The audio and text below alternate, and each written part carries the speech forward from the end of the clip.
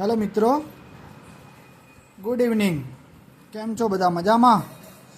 આપણે સ્ટાર્ટ કરીએ છીએ ધોરણ 12નું અકાઉન્ટ, ચેપ્ટર નંબર 3, પાઘડીનું મૂલ્યાંકન. એમાં ચાલુ કરીએ છીએ આપણે સ્વાધ્યાયમાં દાખલા નંબર તમારો આવશે. દાખલા નંબર સ્વાધ્યાયમાં 4. જો દાખલા નંબર 4માં પહેલી રીત શું કીધી છે? ટોટલ આ ચેપ્ટરમાં 4 રીતો આવે છે. કેટલી રીતો આવે છે? 4 રીતો.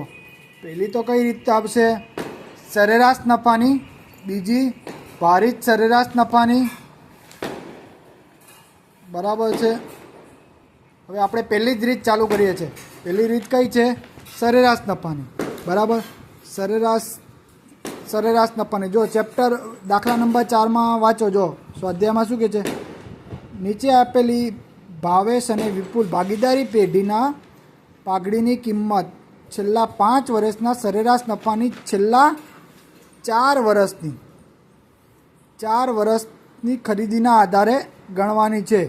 તો છેલ્લા 5 વર્ષની સરેરાશ નફાની માહિતી નીચે મુજબ છે. તો જો છેલ્લા 5 વર્ષ બી આપેલો છે, નફો બી આપેલો છે. બરાબર. તો જો આપણે તો પહેલાં સરેરાશ નફાનું સૂત્ર શું છે? પેલી તો શું રીત છે? સરેરાશ નફો. સરેરાશ નફામાં સૂત્ર શું છે? કુલ નફો ભાગ્યા વર્ષોની સંખ્યા. બરાબર.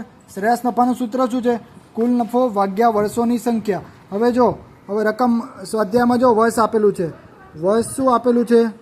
વર્ષ જો 2011-12, 2012-13, 2013-14, 2014-15, 2015-16.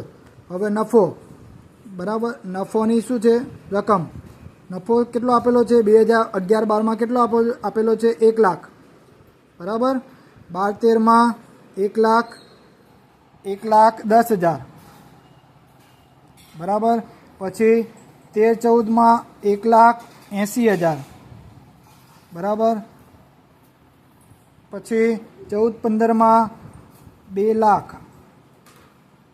અને 15-16માં 1,50,000. તો જો હવે આનું જે ટોટલ આવે એને શું કહેવાય? કુલ નફો. કેટલો થાય? 1 લાખ. 1 ને 1 2, 2 ને 1 3, 3 ને 2 5, 5 ને 1 6, 6 ને 8 ને 1 9, 9 ને 5 13, તો 7,40,000. ટોટલ કેટલું થશે? 7,40,000. અને વર્ષ કેટલા છે? 1 2 3 4 5. તો સરેરાશ નફાનું શું થઈ જાય? સરેરાશ નફાનું સૂત્ર શું છે? કુલ નફો ભાગ્યા વર્ષોની સંખ્યા. કુલ નફો કેટલો છે? 7,40,000. 7,40,000. વર્ષોની સંખ્યા કેટલી છે? 5. તો 7,40,000 ભાગ્યા 5 કરો તો કેટલું આવશે? 1,48,000. મિત્રો કેલ્સી અલાઉડ છે. તો 7,40,000 ભાગ્યા 5 તમે કરશો એટલે કેટલો જવાબ આવશે? 1,48,000. પણ આપણે શું શોધવાનું છે? જો રકમમાં શું આપેલું છે? પાઘડીની કિંમત છેલ્લા 5 વર્ષના છેલ્લા 4 વર્ષની ખરીદીના આધારે ગણવાની છે. તો આપણે સરેરાશ નફો તો મળી ગયો, પણ બીજું શું શોધવાનું છે આપણે? પાઘડીનું સૂત્ર શું છે? સરેરાશ નફો ગુણ્યા ખરીદીના વર્ષોની સંખ્યા. બરાબર. સરેરાશ નફો આપણે કેટલો શોધ્યો? 1,48,000. હવે ખરીદીના વર્ષો આપેલા છે સ્વાધ્યાયમાં. દાખલા નંબર 4માં કેટલા આપેલા છે? ખરીદીના વર્ષો 4. તો 1,48,000 ગુણ્યા 4 કરશો એટલે તમારો આન્સર કેટલો આવ્યો? 5,92,000. દાખલા નંબર 4નો તમારો પહેલો જ દાખલો. પહેલા જ દાખલામાં રીત કેવી છે તમારે? સરેરાશ નફાની. સરેરાશ નફો ટોટલ આમાં 4 રીતના દાખલા આવે છે, બરાબર. પહેલી જ રીત છે, સૌથી ઇઝીમાં ઇઝી રીત છે સરેરાશ નફાની રીત, બરાબર. હવે સરેરાશ નફાની રીતમાં આવી રીતના કરવાનું. હવે બીજા દાખલા નંબર સ્ટાર્ટ થાય છે. દાખલા નંબર 5. જો 5માં શું કીધું છે? મહેન્દ્ર અને પ્રવીણ એક ભાગીદારી પેઢીના ભાગીદાર છે. તેમનું પાઘડીનું મૂલ્યાંકન કરવાનું નક્કી કર્યું છે. ભાગીદારી કરાર મુજબ પાઘડીની રકમ છેલ્લા 5 વર્ષની ખરીદીના આધારે કરવાની છે. પણ જો આમાં સરેરાશ નફો આવે કે ભારિત નફો કેમ ખબર પડે તમને? કે જો તમારે લખેલું છે નહીં તો બાય ડિફોલ્ટ શું આવશે? સરેરાશ નફાની રીત. કંઈ લખેલું નથી, પણ જો રકમમાં તમારે લખેલું છે સરેરાશ નફાની રીત. કોઈ બી રીત લખેલી હશે તો તમને કહેશે કે સરેરાશ નફાનું ગણવાનું છે કે ભારિત નફો, પણ આમાં બી સરેરાશ નફો ગણવાનો છે. તો આમાં બી આપેલું છે. શું આપેલું છે તમને? દાખલા નંબર 5માં શું આપેલું છે? વર્ષ આપેલા છે. કેટલા આપેલા છે? 2013-14, 2014-15, 2015-16 અને 2016-17, બરાબર. નફો કેટલો આપેલો છે? જો 13-14માં કેટલું આપેલું છે? 60,000. 14-15માં કેટલો આપેલો છે? 80,000.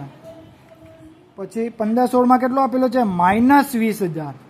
એટલે 15-16માં શું થયો મિત્રો? આપણે લોસ થયો. 16-17માં કેટલો આપેલો છે? 30,000. 16-17માં પાછો પ્રોફિટ થયો. તો આ 4નો સરવાળો કરશો તો આપણે કેટલો થશે? 1,50,000, બરાબર. શું શોધવાનું કીધું છે આપને?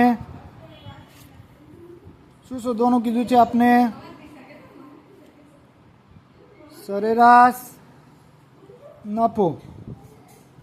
સૂત્ર શું છે? કુલ નફો ભાગ્યા વર્ષોની સંખ્યા. કુલ નફો આપણો કેટલો આપેલો? શોધવાનું કીધું છે આપને. શું શોધવાનું કીધું છે આપને? સરેરાશ નફો. સૂત્ર શું છે? કુલ નફો ભાગ્યા વર્ષોની સંખ્યા. કુલ નફો આપણો કેટલો આપેલો છે? 1,50,000 અને વર્ષોની સંખ્યા કેટલી આપેલી છે? 4. તો ટોટલ તમારો કેટલો આવશે? 37,500, બરાબર. કેલ્સીએલ આઉટ છે. કેલ્સીમાં કાઢો 1,50,000 ભાગ્યા 4 એટલે કેટલા આવશે? 37,500. હવે આપણે શું શોધવાનું છે? પાઘડી. પાઘડીનું સૂત્ર શું છે? સરેરાશ નફો ગુણ્યા ખરીદીના વર્ષોની સંખ્યા. સરેરાશ નફો કેટલો આપેલો છે? 37,500. ખરીદીના વર્ષો કેટલા આપેલા છે? 5.